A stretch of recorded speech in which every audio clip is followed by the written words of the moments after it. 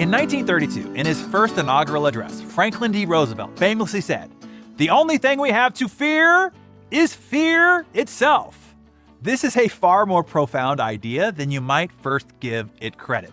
I think it was Mr. Bacon who said it first, Sir Francis Bacon, that is, in an essay back in the 1500s when he wrote, "Nothing is terrible except fear itself."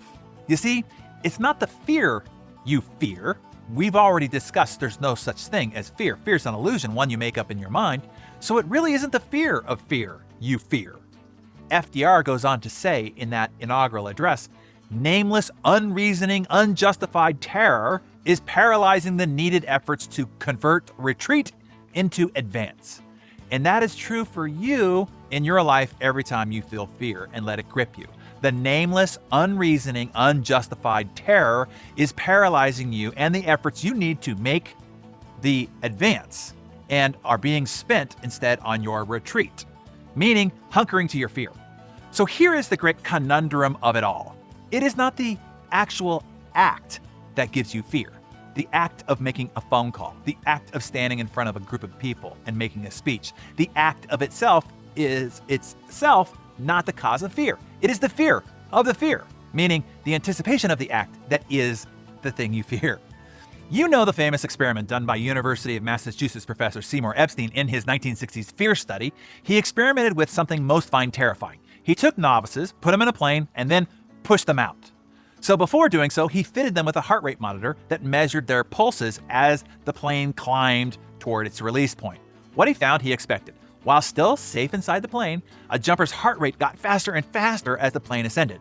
The higher the plane went, the higher the anxiety. That part was expected.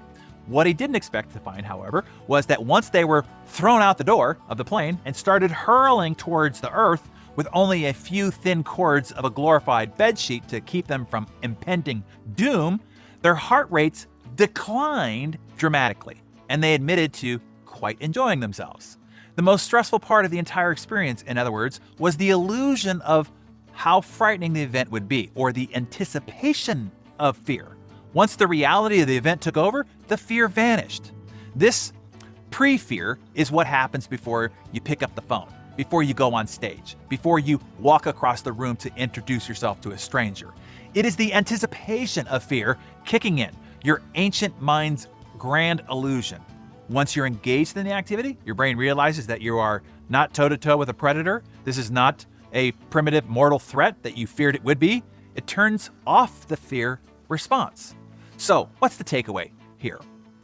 That the only thing you have to fear is fear itself. Thus remember what Bacon said, "Nothing is terrible." Let's end it there. Really, nothing is terrible. Except one thing. What's that one thing? Yeah, fear. So stop it. It's an illusion. You're making it up. While danger is real, fear is a choice. Let me say that again for your notes. Fear is not real. It is the product of thoughts that you create. While danger is real, fear is a choice. So as General Patton said, when you've collected all the facts, made your decision, meaning you've discerned that there is no real danger, turn off all your fears and go ahead. Just remember, it's the nameless, unreasoning, unjustified fear that is paralyzing the needed efforts needed to advance your life. So in the comments below, tell us a time when you were afraid of something that after doing it realized there was no reason to have ever been afraid. Give us your for instance below. And in the next session, I will give you the greatest fear hack method I've ever discovered. It works for me pretty much every time. I'll see you then.